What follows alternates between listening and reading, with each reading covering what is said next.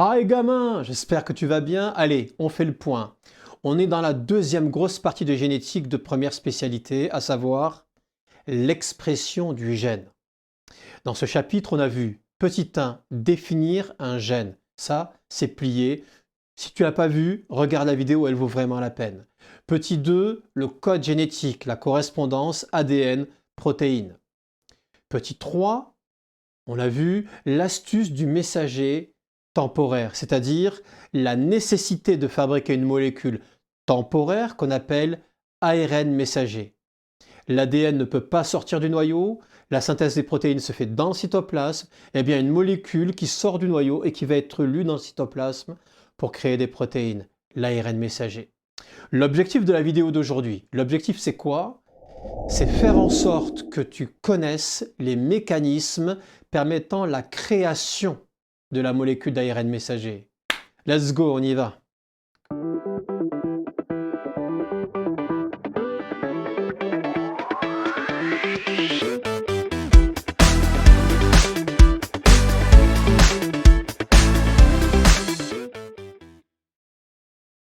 Alors, qu'est-ce que j'ai ici? C'est un document ultra classique, ton prof a dû te le montrer.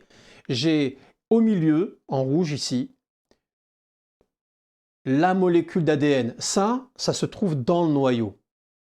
Et puis, imagine, tu vas à la photocopieuse, tu mets une page d'un livre et tu photocopies non pas une fois, mais 500 fois. Eh bien, toutes ces photocopies sont identiques à la copie d'origine, à l'original. L'original, c'est la molécule d'ADN en rouge, et toutes les copies, ce sont les molécules en jaune. Sont toutes des copies de la même page. Mais comme tu es un malin, tu as vu que certaines copies sont petites, sont courtes, et d'autres copies sont beaucoup plus longues. Alors comment l'expliquer? Eh bien ça c'est simple. Tu as la molécule d'ADN, les molécules d'ARN messager, et si je zoome sur une partie, voilà ce que je vois. J'ai ici une molécule d'ADN, j'ai ici une molécule d'ARN messager en cours de fabrication, et enfin, j'ai ici un complexe enzymatique qui se fixe à l'ADN et qui permet de fabriquer l'ARN messager. Il s'agit de l'ARN polymérase. Alors évidemment, si tu as déjà vu la vidéo sur la réplication, tu sais que les enzymes interviennent fortement pour créer, pour transformer, et l'enzyme, en l'occurrence responsable de la transcription du gène, c'est l'ARN pol ou ARN polymérase. On est bon?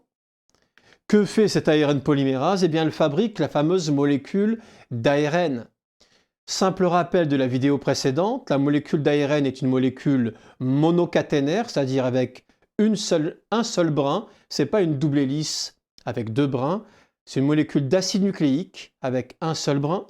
On y retrouve les bases azotées A, C, G, mais à la place du T, on a de l'uracile. Voilà. Autre différence, le sucre qui se trouve à la base du nucléotide, ce sucre n'est pas le désoxyribose, mais le ribose. Je viens de te faire une sorte de comparatif. Ouais, mais toi, tu veux aller plus loin et tu sais quoi? Tu as raison. Tu veux aller plus loin, tu veux comprendre le mécanisme de la transcription. Let's go, on bascule. Alors, j'ai ici tout un tas de molécules d'ADN. On est à l'intérieur d'un noyau. Ouais, on est à l'intérieur d'un noyau. Et cette portion de cette molécule d'ADN est un gène. Je te rappelle que la définition d'un gène, de façon très résumée, la définition, c'est que c'est une information. Cette information code pour la fabrication d'une protéine. C'est un gène. Et donc, on a, dans une cellule humaine, 21 000 gènes sur les molécules d'ADN. Tu as 92 molécules d'ADN, je te le rappelle. Mais tout l'ADN ne correspond pas à des gènes. D'accord? Il existe en effet, hop, une séquence au début et une séquence à la fin qui détermine le début et la fin d'un gène. Cette séquence s'appelle le promoteur. Le promoteur, hop là, ici, pardon, le promoteur est la séquence de terminaison. Donc il y a une séquence promotrice qui est le début, qui marque le point de départ du gène, Je rentrerai bien plus dans le détail dans un chapitre suivant. Et la séquence de terminaison qui marque la fin du gène. Il nous faut donc transcrire ce qui se trouve ici, entre les deux. Ça, c'est réellement la séquence à transcrire dans le gène. La séquence importante du gène. On est bon là-dessus? Ok. Maintenant qu'on a compris ça, que se passe-t-il? On sait ce que l'on doit faire, mais comment le faire? Mais l'ARN polymérase va venir se fixer sur la séquence promotrice, le promoteur. Alors ce qui est en rouge vilain là, c'est ce qu'on appelle des facteurs de transcription. Je reviens là-dessus plus tard dans le chapitre portant sur le contrôle de l'expression des gènes. Passionnant. Mais que se passe-t-il? Eh bien, des facteurs de transcription se fixent sur le promoteur et notre fameuse ARN polymérase, ben la voilà, regarde. Notre fameuse ARN polymérase se fixe dessus. À partir de là, elle va mettre en jeu une fonction hélicase. C'est un mot que tu connais. Souviens-toi, quand on a vu la réplication, une hélicase, c'est une enzyme qui a la capacité d'espacer les deux brins en double hélice de l'ADN, de les écarter, de les séparer. Eh bien, l'ARN polymérase qui est derrière moi a cette propriété, parmi d'autres. Et donc, elle va assurer la séparation des deux brins. Elle va donc créer un œil de transcription. Un œil de transcription. Le voilà. Alors, il y a des différences avec la réplication qui sont évidentes. Alors déjà, ce n'est pas des enzymes hélicases proprement dites. C'est l'ARN polymérase. Il y a bel et bien création d'un œil, comme dans la réplication.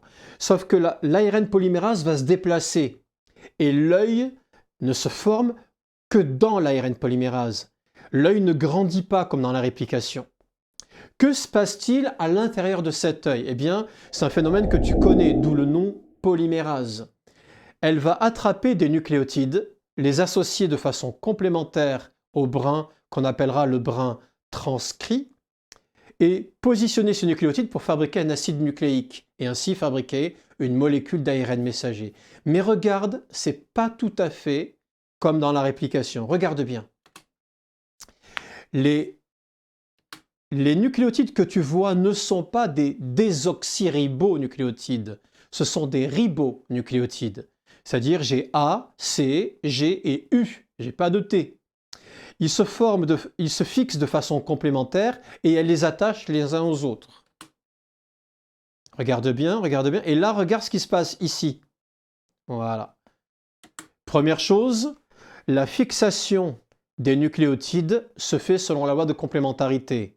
Quand j'ai un T sur l'ADN, je place un A. Quand j'ai un G, je place un C. Quand j'ai un C, je place un G. Mais quand j'ai un A, je place un U.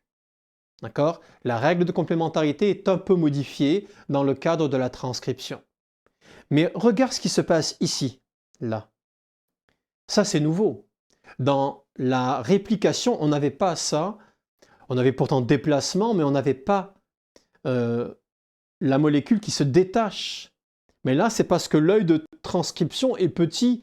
Il reste localisé dans l'ARN polymérase et comme elle se déplace, eh bien, à un moment donné, l'ancienne partie de la molécule d'ARN se détache progressivement et ça nous donne ceci. Et donc, la molécule grandit de ce côté et j'ai bien une molécule d'ARN messager.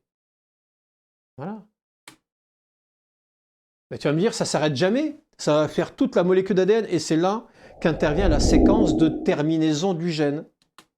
Quand l'ARN polymérase arrive au niveau de la séquence de terminaison du gène, elle va y arriver. Quand elle y arrive, elle détache l'ARN, qui est donc libéré.